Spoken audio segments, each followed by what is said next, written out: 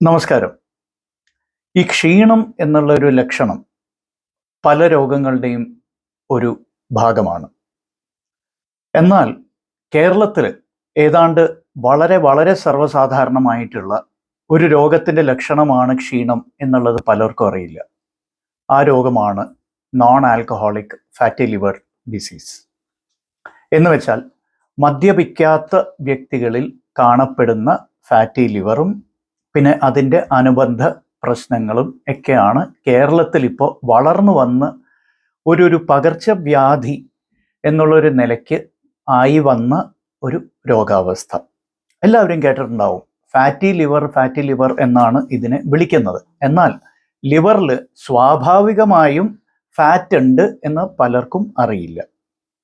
ഒരു വളരെ ഹെൽത്തി ആയിട്ടുള്ള ആരോഗ്യവാനായിട്ടുള്ള ഒരു വ്യക്തിയുടെ കരളിൻ്റെ ഭാരത്തിൻ്റെ ഏതാണ്ട് 5% കൊഴുപ്പുണ്ടാവും. അത് നോർമലാണ്, അതൊരു രോഗാവസ്ഥയല്ല. ഈ വ്യക്തി മദ്യപിക്കുന്നില്ല എങ്കിൽ ഈ വ്യക്തിയിലും ചിലപ്പോൾ 5% അല്ലെങ്കിൽ 8% കൂടുതൽ ഭാരം കൊഴുപ്പ് ആയി മാറി വരാം, അല്ലെങ്കിൽ കൊഴുപ്പ് അടിയാം. ആ അവസ്ഥയ്ക്കാണ് non alcoholic fatty liver disease എന്ന് പറയുന്നത്. അതായത് നോർമലി 5%-ലും താഴെ കൊഴുപ്പിൻ്റെ ഭാരം ഉള്ള സ്ഥാനത്ത് 8%-മോ അതിൽ മുകളിലോ ആണെങ്കിൽ അതിന് non alcoholic fatty liver disease എന്ന് പറയുന്നു. പക്ഷെ ഇവിടെ ഒരു പ്രശ്നമുണ്ട്. പലരും കരുതുന്നത് ലിവർ ഡിസീസിൽ, കരൾ രോഗത്തിൽ രക്തപരിശോധനയിലൂടെ എല്ലാം തിരിച്ചറിയാൻ സാധിക്കും എന്നാണ്. പലപ്പോഴും സാധിക്കും, എന്നാൽ നോൺ ആൽക്കഹോളിക് ഫാറ്റി ലിവർ ഡിസീസിൽ രക്തപരിശോധനയിലൂടെ മാത്രം തിരിച്ചറിയാൻ സാധിക്കാറില്ല. എല്ലാവരിലും സാധിച്ചെന്ന് വരില്ല. അവിടെയാണ് അൾട്രാസൗണ്ട് പോലെയുള്ള ചില പരിശോധനകളുടെ ആവശ്യം. ഇനിയിപ്പോൾ അൾട്രാസൗണ്ടിലെല്ലാം തിരിച്ചറിയാൻ സാധിക്കുമോ? അതും സാധിച്ചെന്ന് വരില്ല. അവിടെയാണ് ഫൈബ്രോസ്കാൻ പോലത്തെ ചില പ്രത്യേക തരത്തിലുള്ള പരിശോധനകളുടെ ആവശ്യം വരുന്നത്. എന്നാൽ ഇവ സർവ്വസാധാരണമായിട്ട് ഉപയോഗിക്കുന്നവയല്ല. അതിനാൽ എല്ലാവർക്കും ചിലപ്പോൾ പ്രാപ്യമായിരിക്കില്ല ഇത്തരത്തിലുള്ള പരിശോധനകൾ. എന്നാൽ ഇവിടെ ചില ലക്ഷണങ്ങൾ നമ്മൾ ചിന്തിക്കേണ്ടിയിരിക്കുന്നു, ചില ലക്ഷണങ്ങൾ നമ്മൾ ശ്രദ്ധിക്കേണ്ടിയിരിക്കുന്നു. അതിൽ പ്രധാനപ്പെട്ട ലക്ഷണമാണ് ക്ഷീണം തോന്നുക. ക്ഷീണം എന്ന് പറയുന്നത് വളരെ ലൂസായിട്ട് ഉപയോഗിക്കുന്ന ഒരു വാക്കാണ്. പൊതുവെ എന്നെ പോലെ ഇരിക്കുന്ന ആളെ കണ്ടിട്ടുണ്ടെങ്കിൽ ക്ഷീണിതനാണ് എന്ന് പറയുന്ന ഒരു രീതിയാണ്, അല്ലേ? സ്ലിം ആയിട്ടിരിക്കുന്ന, ട്രിം ആയിട്ടിരിക്കുന്ന, അല്ലെങ്കിൽ എല്ലിച്ച് ഇരിക്കുന്ന വ്യക്തികളെ പൊതുവെ ക്ഷീണിച്ചവരായിട്ടാണ് നമ്മൾ വിശേഷിപ്പിക്കാറ്. എന്നാൽ ശരീരത്തിന് തോന്നുന്ന ഒരു ക്ഷീണം, അതായത് ഒരു ഊർജ്ജക്കുറവ്, അതാണ് പലപ്പോഴും ഈ നോൺ ആൽക്കഹോളിക് ഫാറ്റി ലിവർ ഡിസീസിൽ കണ്ടുവരുന്ന ആദ്യ ലക്ഷണങ്ങളിൽ ഒന്ന്.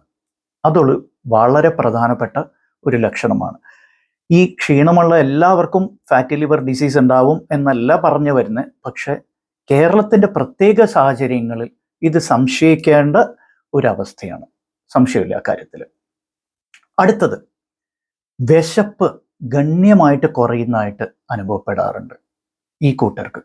അപ്പോൾ ക്ഷീണവും വിശപ്പ് കുറവും ഓർമ്മ വയ്ക്കുക. പ്രമേഹമുള്ളവരിൽ പലപ്പോഴും ക്ഷീണം തോന്നാറുണ്ടെങ്കിലും വിശപ്പ് കൂടുന്നതായിട്ടാണ് തോന്നാറുള്ളത്. ഈ രണ്ട് ലക്ഷണങ്ങൾ പരസ്പര വിരുദ്ധമായിട്ടായിരിക്കും പ്രവൃത്തി കണ്ടുവരുന്നത് പ്രമേഹ രോഗികളിൽ. എന്നാൽ non alcoholic fatty liver disease ഉള്ളവരിൽ ക്ഷീണത്തിൻ്റെ കൂടെ തന്നെ വിശപ്പ് കുറയുന്നതായിട്ട് കാണാം. മൂന്നാമത്തേത്, ഇവരിൽ ചിലരിൽ വയറ് മാത്രം ചാടി വരുന്നതായിട്ട് കാണാം. അപ്പോൾ ഈ വയറ് ചാടി വരുന്നത് യഥാർത്ഥത്തിൽ ഒരു വിസറൽ ഒബേസിറ്റി എന്ന് പറയുന്ന ഒരു അവസ്ഥയും ഇൻസുലിൻ റെസിസ്റ്റൻസിൻ്റെ ഒരു ലക്ഷണമായിട്ടാണ് നമ്മൾ കാണാറുള്ളത്. ആ ഇൻസുലിൻ റെസിസ്റ്റൻസ് ആണത്രേ ഈ ഫാറ്റി ലിവർ ഡിസീസിന് കാരണമാവുന്നത്. എന്ന് വെച്ചാൽ ഇൻസുലിനോടുള്ള ശരീരത്തിൻ്റെ പ്രതിരോധം, സ്വാഭാവികമായി ശരീരം ഉൽപ്പാദിപ്പിക്കുന്ന ഇൻസുലിനോടുള്ള ഒരു പ്രതിരോധത്തിനെയാണ് ഇൻസുലിൻ റെസിസ്റ്റൻസ് എന്ന് പറയുന്നത്. Fatty liver, non alcoholic fatty liver disease യഥാർത്ഥത്തിൽ ഇൻസുലിൻ റെസിസ്റ്റൻസിൻ്റെ ഒരു ലക്ഷണമായിട്ട് തന്നെ കാണേണ്ടിയിരിക്കുന്നു. അപ്പോൾ ഇവരിൽ വയറ് ചെറുതായിട്ട് ചാടി വരാം. അപ്പോൾ വളരെ സ്ലിം ആയിട്ടിരിക്കുന്ന ഒരു വ്യക്തി, അദ്ദേഹത്തിന്, ആ വ്യക്തി പുരുഷന്മാരിൽ ഒരു ലെവലും സ്ത്രീകളിൽ വേറൊരു ലെവലുമാണ്. ഇതിന് കട്ട് ഓഫ് ആയിട്ട് പറഞ്ഞിരിക്കുന്നത് വേസ്റ്റ് സർക്കംഫറൻസ് എന്ന് വെച്ചാൽ അരക്കെട്ടിന്റെ ഗർത്തം, അതിന്റെ അളവ് നോക്കിയിട്ട് നമുക്ക് ആബ്ഡോമിനൽ ഒബേസിറ്റി ഉണ്ടോ ഇല്ലയോ എന്ന് പറയാൻ സാധിക്കും. അല്ലാണ്ട് മൊത്തത്തിൽ തടിച്ചിരിക്കുന്നതാണോ ഇല്ലയോ എന്നുള്ളതല്ല ഇവിടെ പ്രസക്തം. അത് ഓർമ്മ വയ്ക്കുക. പിന്നെ മഞ്ഞപ്പിത്തം ഉണ്ടാവോ ഇല്ലയോ എന്നുള്ളത് പലർക്കും സംശയമുണ്ട്. നോൺ ആൽക്കഹോളിക് ഫാറ്റി ലിവർ ഡിസീസിൽ പലപ്പോഴും മഞ്ഞപ്പിത്തം ഒരു ലക്ഷണമല്ല. എന്ന് വെച്ചാൽ ഇവരുടെ രക്തപരിശോധനയിലൂടെ നമ്മൾ ബിലിറൂബിൻ, അത് ടോട്ടലും ഡയറക്റ്റും ഏത് തരത്തിലുള്ള ബിലിറൂബിൻ അളക്കുമ്പോഴും പലപ്പോഴും അത് നോർമലായിട്ട് കാണപ്പെടും. എന്നാൽ ഇതേ രക്തപരിശോധനയിൽ എൻസൈംസിന്റെ ലെവൽ, എൻസൈംസ് എന്ന് പറയുമ്പോൾ SGOT, SGPT, GGT എന്നിവ എൻസൈംസ് ആണ് സാധാരണ ചെയ്യുന്നത്. പിന്നെ ആൽക്കലൈൻ ഫോസ്ഫേറ്റേസ് ഒക്കെ ചെയ്യാറുണ്ട്. പക്ഷെ ഏറ്റവും കൂടുതൽ ചെയ്യുന്ന SGOTയും SGPTയും. ഈ SGOT SGPTയും പൊടിക്ക് കയറി കിടക്കുന്നതായിട്ടാണ് പലരിലും കാണാറുള്ളത്. ഈ പൊടിക്ക് കയറി കിടക്കുന്നത് കാരണം എന്ന് വെച്ചാൽ ഒരു നോർമലിന്റെ 1.5 അല്ലെങ്കിൽ 2 മടങ്ങ് കൂടുതലായിരിക്കും കാണുന്നത്. അപ്പോൾ നോർമൽ എന്ന് പറയുന്ന ബേസ് ലൈൻ ഒരു 40 മുതൽ 50 വരെയാണെന്ന് കരുതുക. ഇവരിൽ കാണുന്നത് ചിലപ്പോൾ 80 അല്ലെങ്കിൽ 100 അല്ലെങ്കിൽ 120 ആ ലെവലിലൊക്കെ ആയിരിക്കും. അത് കാര്യമായിട്ട് എടുക്കാറില്ല പലരും. കാരണം എൻസൈംസ് മാത്രമല്ല കൂടിക്കിടക്കുന്നത്, ബിലിറൂബിൻ ഒന്നും ഇല്ലല്ലോ, മഞ്ഞപ്പിത്തം ഒന്നും ഇല്ലല്ലോ എന്നുള്ളൊരു രീതിയിലാണ് ഇതിനെ വ്യാഖ്യാനിക്കുന്നത്. അത് തെറ്റാ. കാരണം ഫാറ്റി ലിവർ ഡിസീസിലെ ആദ്യ ലക്ഷണങ്ങളിൽ ഒന്ന് ബിലിറൂബിൻ നോർമൽ ആണെങ്കിൽ കൂടി എൻസൈം ലെവൽസ് കൂടുതലായിട്ട് കാണപ്പെടുന്നതാണ്. അത് ഓർമ്മ വയ്ക്കുക. പിന്നെ 4-മത്തേത് വേദന ഉണ്ടാവും എന്ന് ചിലർ പറയാറുണ്ട്. അതായത് കരള് സ്ഥിതി ചെയ്യുന്ന നെഞ്ചിന്റെ വലതുഭാഗത്തിന്റെ താഴെ, നെഞ്ചിന്റെ വലതുഭാഗത്തിന്റെ തൊട്ട് താഴെയുള്ള മേഖലയിൽ വേദന ഉണ്ടാവും എന്ന് ചിലർ വിശ്വസിക്കാറുണ്ട്. അത് തെറ്റാണ്. Non alcoholic fatty liver disease അടുത്ത ഘട്ടമായ സ്റ്റീറ്റോഹെപ്പറ്റൈറ്റിസ് എന്നുള്ള ഘട്ടത്തിലേക്ക് പോകുമ്പോൾ മാത്രമാണ് ചിലരിലെങ്കിലും വേദന കാണുന്നത്. അപ്പോഴും വേദന ഇല്ലാതെ ഒരായുസ് മുഴുവൻ ജീവിക്കുന്ന ആൾക്കാരുണ്ട്, ഒട്ടും വേദനയില്ലാണ്ട്. അപ്പോൾ വേദന ഇതിൻ്റെ ഒരു ലക്ഷണമായിട്ട് കാണരുത്. പിന്നെ വയറ് വീർത്ത് വരുന്ന, അതായത് മഹോദരം എന്ന് പറയുന്ന ഒരു അവസ്ഥ. മഹോദരം നോൺ ആൽക്കഹോളിക് ഫാറ്റി ലിവർ ഡിസീസിന്റെ ഒരു ലക്ഷണമായിട്ട് ഒരിക്കലും പറയാൻ സാധിക്കില്ല ആദ്യഘട്ടങ്ങളിൽ. ഇൻഫാക്ട് അടുത്ത ഘട്ടമായ നാഷ്, നോൺ ആൽക്കഹോളിക് സ്റ്റീറ്റോഹെപ്പറ്റൈറ്റിസ് എന്ന് പറയുന്ന നാഷ് എന്ന് പറയുന്ന ഘട്ടത്തിലേക്ക് പോകുമ്പോൾ പോലും മഹോദരം കാണാറില്ല എന്നുള്ളതാണ് സത്യം, ബഹുഭൂരിപക്ഷത്തിലും. പിന്നെ സിറോസിസ് വിത്ത് പോർട്ടൽ ഹൈപ്പർ ടെൻഷൻ എന്നൊക്കെ പറയുന്ന അവസാന ഘട്ടത്തിലേക്ക് പോകുമ്പോൾ മാത്രമാണ് ഈ മഹോദരം, എസൈറ്റിസ് എന്ന് പറയുന്ന അവസ്ഥ കണ്ടുവരുന്നത്. അതിനാൽ അതിനു വേണ്ടി കാത്തിരിക്കരുത്. അപ്പൊ എന്താണ് ഇത് തടയാനുള്ള മാർഗങ്ങൾ, പ്രതിരോധ മാർഗങ്ങൾ എന്താണ് എന്നുള്ളതാണല്ലോ നമ്മൾ അറിയേണ്ടത്. ഇവിടെ ജനറ്റിക്സ് ഒരു വലിയ ഘടകമാണ്. ജനറ്റിക്സിനെ നമുക്ക് മാറ്റിയെടുക്കാൻ പറ്റില്ല. നമ്മുടെ ജനിതക ഘടന എങ്ങനെയാണോ ദൈവം ഉണ്ടാക്കി വിട്ടിരിക്കുന്നത് അതുപോലെ തുടരേണ്ടി വരും. എന്നാൽ ചില മാറ്റങ്ങൾ നമുക്ക് വരുത്താൻ സാധിക്കും. അതിൽ ഏറ്റവും പ്രധാനമായിട്ടുള്ള ഈ വളർന്നു വരുന്ന മദ്യാസക്തി പൂർണ്ണമായിട്ട് ഒഴിവാക്കുക. പിന്നെ non alcoholic fatty liver disease ആയതുകൊണ്ട് മദ്യാസക്തിയെക്കുറിച്ച് പറയുന്നത് അപ്രസക്തമാണെന്ന് എനിക്കറിയാം, എന്നാലും പറയേണ്ടതായിട്ട് തന്നെയുണ്ട്. ബിക്കോസ് ഫാറ്റി ലിവർ 2 ടൈപ്പ് ഉണ്ട്. നോൺ ആൽക്കഹോളിക്കിനെ കുറിച്ചാണ് നമ്മളിവിടെ പറഞ്ഞത്. പിന്നെ ആൽക്കഹോളിക് ഫാറ്റി ലിവർ ഡിസീസ് നമ്മുടെ സമൂഹത്തിൽ വളർന്നു വരുന്ന വലിയൊരു പ്രശ്നം തന്നെയാണ്.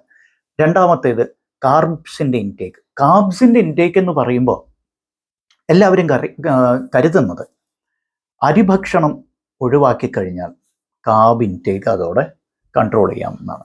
അത് തെറ്റിദ്ധാരണയാണ്. കാരണം കാർബ്സ് എന്ന് പറയുന്ന അരിഭക്ഷണത്തിൽ മാത്രം അടങ്ങിയിട്ടുള്ളതല്ല. നമ്മൾ കഴിക്കുന്ന ബഹുഭൂരിപക്ഷം ഭക്ഷണത്തിലും കാർബ്സിന്റെ അളവ് വളരെ കൂടുതലാണ്. അപ്പൊ കാർബ്സ് നിയന്ത്രിക്കുക എന്ന് പറയുന്ന സമയത്ത് ഓർമ്മ വയ്ക്കുക, മൊത്തത്തിൽ അന്നജത്തിന്റെ ഉപഭോഗം കുറയ്ക്കുക എന്നുള്ളതാണ്. അത് അരിഭക്ഷണമായിരിക്കാം, ഗോതമ്പായിരിക്കാം, കപ്പ, കിഴങ്ങ് വർഗ്ഗങ്ങള്, ഫ്രൂട്ട്സ്, ഇവ എല്ലാം അതിൽ പെടും. അപ്പൊ ഫ്രൂട്ട്സും കുറയ്ക്കണം അല്ലെങ്കിൽ പൂർണ്ണമായിട്ട് ഒഴിവാക്കണം എന്നാണോ പറയുന്നത്? ഒരിക്കലും അല്ല. ഇവിടെ ഈ ചാനലിൽ നിങ്ങൾ ശ്രദ്ധിച്ചിട്ടുണ്ടാവും, ഒരു ഭക്ഷണ പദാർത്ഥവും അങ്ങനെ പൂർണ്ണമായിട്ട് ഒഴിവാക്കണമെന്ന് ഒരിക്കലും പറയില്ല. പക്ഷെ നിയന്ത്രിക്കണം എന്നുള്ളതിൽ ഒരു സംശയമില്ല.